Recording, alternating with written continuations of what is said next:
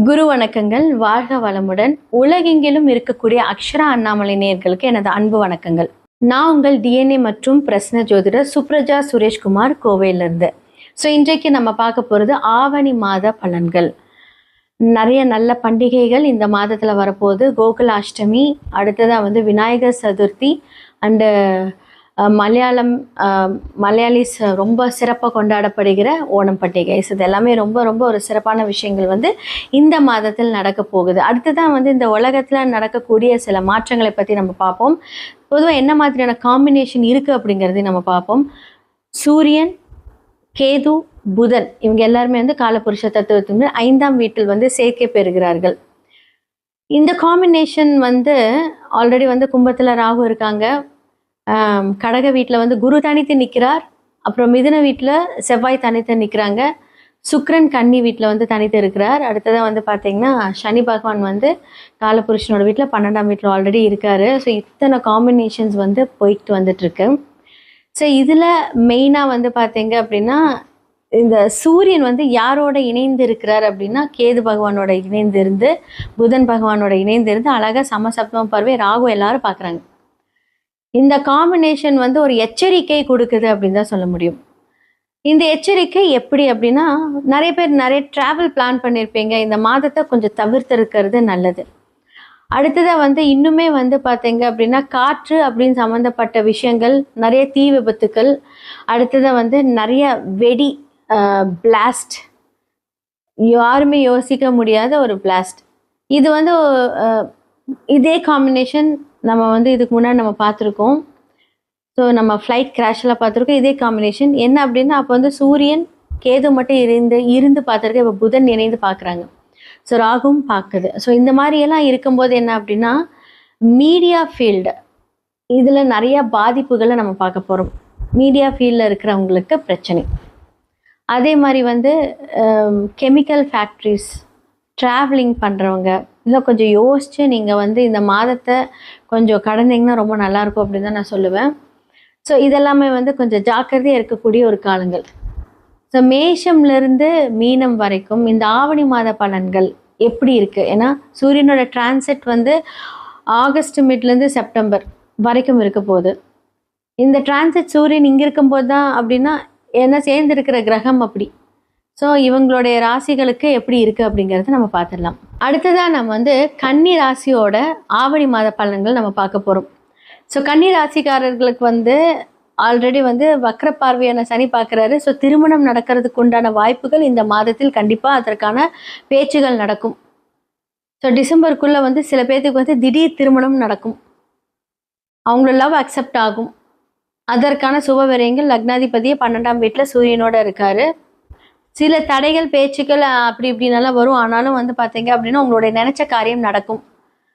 இவ்வளோ நாள் பார்த்தீங்கன்னா 2 அதே மாதிரி பார்த்தீங்க அப்படின்னா 10க்குரியவர் இவ்வளோ நாள் நீசமாக இருந்தார். இப்போ அழகாக என்ன பண்ணுறார், உங்களோட லக்னத்தில் இருந்து 2ஆம் வீட்டில் ஆட்சி பெறுகிறார். சூப்பரான ஒரு பிஸ்னஸ் ஸ்டார்ட் பண்ணுறதுக்கு உண்டான ஒரு ஃபைன் டைம் இந்த மாதம், ஆவணி மாதம். சொல்லுவாங்க தெரியுங்களா, ஆடி முடிச்சு ஆவணி பார்த்துக்கலாம். அதெல்லாம் உங்களுக்கு ரொம்ப எக்ஸாக்டாக பொருந்தும். மேஷத்துக்கும் சரி, கன்னிக்கும் சரி. ஏன்னா சூரியன் பார்த்தீங்கன்னா இவ்வளோ நாள் நம்ம என்ன எஃபர்ட் போட்டாலுமே ஏன்னா நீசமாக இருந்திருக்காருல்ல, 2க்குரியவர் 10க்குரியவர்லாம் நீசமாக இருக்கும்போது என்ன எஃபர்ட் போட்டாலும் என்னடா அப்படிங்கிற மாதிரி இருந்திருக்கும். இப்போ அப்படி கிடையாது, சூப்பராக இருக்கும். உங்களுடைய தொழில் ஸ்தானமாக இருக்கட்டும், உங்களுடைய லாபாதிபதியாக இருக்கட்டும், சுப விரயங்கள் மூலியமாக உங்களுக்கு ஒரு விரயமாய் அதன் மூலியமாக லாபங்கள் நடக்கக்கூடிய வாய்ப்புகள் இருக்குது. சூப்பராக இருக்க போகுதுங்க சீரியஸாகவே. அதே மாதிரி இப்போது கன்னி ராசிக்காரர்களுக்கு என்னதான் கண்டக சனியாக இருந்தாலுமே, சனி இப்போ வக்கரமாக இருக்கும்போது என்னாகும் அப்படின்னா, எவ்வளோ தூரம் மந்தத்தன்மையாக இருந்ததோ, என்னென்னலாம் ஒரு விஷயங்கள் ஸ்லோவாக ப்ராசஸ்டாக போயிட்டு இருந்ததோ இந்த காலகட்டத்தில் ஸ்பீடாக போகுது. நீங்கள் இந்த டைமில் ஒரு பிளான் பண்ணுங்கள். உங்களுடைய திருமணம் நீங்கள் வீட்டில் சொல்லணுமா, நீங்கள் சொல்லலாம். சுயஜாதகத்தை பாருங்கள். முதல்ல நான் இப்போ இந்த பொது பலன்கள் மூலியமாக என்ன நடக்குதுன்னு பார்க்குறேன். ஆனால் சில கிரகங்கள் உங்களுக்கு எந்த மாதிரியான இம்பேக்ட் கொடுக்குது, யார் கூட சேர்ந்துருக்காங்க, என்ன சாரம் வாங்கியிருக்காங்க, எவ்வளோ டிகிரி வாங்கியிருக்காங்க, லோ டிகிரி, ஹை டிகிரி, அதற்கான பரிகாரங்கள் இருக்குது. இதெல்லாமே நீங்கள் பார்த்து அதை ஆக்டிவேட் பண்ணிக்கோங்க. ரொம்ப ரொம்ப நல்லாயிருக்கும். லாஸ்ட் மந்தில் ரீசெண்டாக பார்த்தீங்கன்னா ஆடி மாத பலன்களில் நிறைய பேர் கால் பண்ணிங்க எல்லாமே கரெக்டாக இருக்குது அப்படின்னு.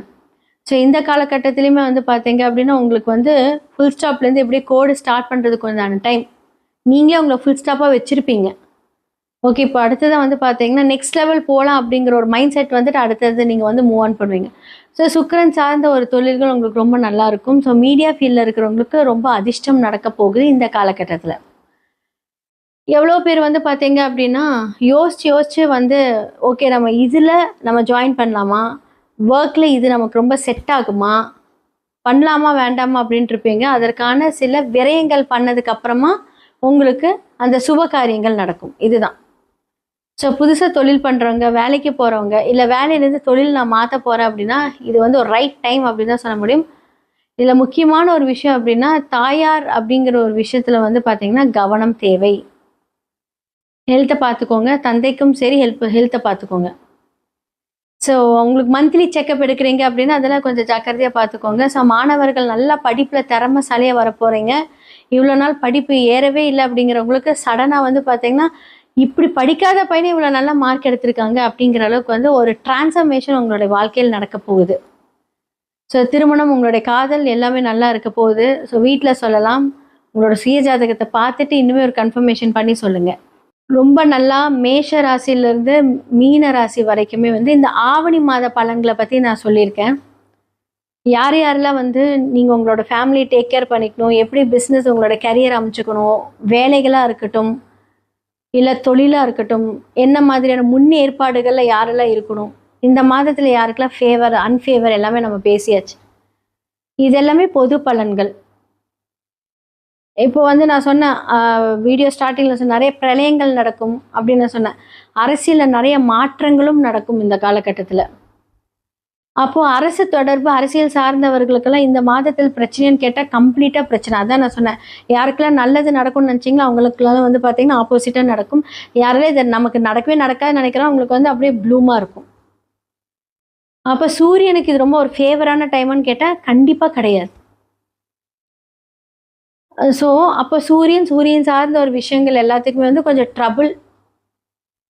ஆனால் பிரச்சனை வந்து பார்த்திங்கன்னா இப்போ கொஞ்சம் வக்கரகதி ஆயிருக்கனால வந்து அது கொஞ்சம் ப்ராப்ளம் இல்லை. ஆனால் இது என்ன ஆகும் அப்படின்னா பதுங்கி பாயறதுக்கு ரெடியாக இருக்கும்னு அர்த்தம். பிரச்சனைகளை சொல்கிறேன், நீங்கள் இல்லை. அப்போ சூரியன் சார்ந்த ஒரு தடைகள் தாமதத்தில் இருக்கும்போது என்ன ஆகும் அப்படின்னா அவங்க கண்டிப்பாக அந்த சூரிய பகவானுக்கு உண்டான அந்த பரிகாரத்தை பண்ணணும். அது உங்களோட ஜாதகத்தில் ரிஃப்ளெக்ட் ஆயிருக்காங்கிறது பொது பலன்களை பார்க்க முடியாது, சுய ஜாதகத்தில் மட்டுமே பார்க்க முடியும். என்ன மாதிரியான பரிகாரங்கள் பண்ணால் நிறைய பேர் எங்கிட்ட வந்து சொல்லுவாங்க, மேம் நான் எல்லா கோயிலுக்கும் போயிட்டு நானே சில கோயில்களெல்லாம் சொன்னேன், இதெல்லாம் போயாச்சுன்னு எனக்கு எதுவும் நடக்கலை. அப்போ 9 அப்படின்னு சொல்லக்கூடிய கோவில் அப்படின்னு சொல்லக்கூடிய ஒரு கிரகங்கள் ஏதாவது ஒரு பிரச்சனையிலையோ இல்லை வக்கரமாக இருக்கோ அப்படின்னா நீங்கள் கோயிலுக்கே போனாலுமே என்ன ஆகும் அப்படின்னா அது பலன்கள் நடக்காது. அப்புறம் எப்படி நீங்கள் கோயில் பலன்கள் சொல்கிறீங்க அப்படின்னா நீங்கள் மனதார வேண்டிட்டு வரீங்க தெரியுமா, அப்போது அந்த இம்பேக்ட் கம்மியாகும்.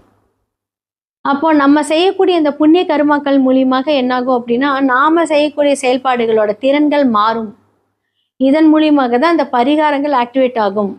அது எப்போ ஆகும், நீங்கள் ஒரு போன வருஷம் போய் பரிகாரம் பண்ணிட்டு வரீங்க. ஃபார் எக்ஸாம்பிள் இது உங்களுக்கு திருமணம் நடக்கலை, லாஸ்ட் இயர் வந்து எல்லா பரிகாரமும் பண்ணியாச்சு, ஆனால் ஸ்டில் எனக்கு வந்து மாப்பிள்ளை கிடைக்கல, திருமணம் நடக்கலை, தொழில் அமையலை, இல்லை தொழிலில் நஷ்டம் வருது, எல்லாம் பண்ணியாச்சு, ஏன் நடக்கலை அப்படின்னா இதை எப்படி நம்ம ஆக்டிவேட் பண்ணுறோம்? நீங்கள் செய்த அந்த ஒரு வேண்டுதல் கரெக்டாக அந்த ஒரு தசாபுக்தி மாறும்போது புண்ணிய கணக்காக வரும். அப்போ எதிர்பார்க்காத நேரங்களில் நமக்கு அதிர்ஷ்டம் வரும். ஸோ அதை பற்றி நீங்கள் ஃபுல்லாக வந்து உங்களோட சுய ஜாதகத்தை அனலைஸ் பண்ணணும். ஒரு விஷயத்தை நீங்கள் கிரகப்படி பார்க்குறீங்களா, டிஎன்ஏ படி பார்க்குறீங்களா, இல்லை உங்களோட ஓன் ஸ்டைலை நீங்கள் பார்க்குறீங்களா, இது என்ன பரிகாரமோ அதற்கான அந்த கர்மா விளைவுகள் எல்லாமே சூப்பராக இருக்கும். சுய ஜாதகத்தை பாருங்கள். ஸோ ஸ்டோன்ஸ் மூலிமா ஆக்டிவேட் பண்ணலாம். அண்டு வாஸ்து பிரச்சனைகள் எதுவாக இருந்தாலும் நீங்கள் அழைக்கலாம். எல்லாத்துக்குமே சொல்யூஷன், தி பெஸ்ட் சொல்யூஷன் இருக்குது. கண்டிப்பாக இதே மாதிரியான ஒரு விஷயங்கள் அடுத்தடுத்த இதில் உங்களை நான் வந்து சந்திக்கிறேன். வணக்கம்.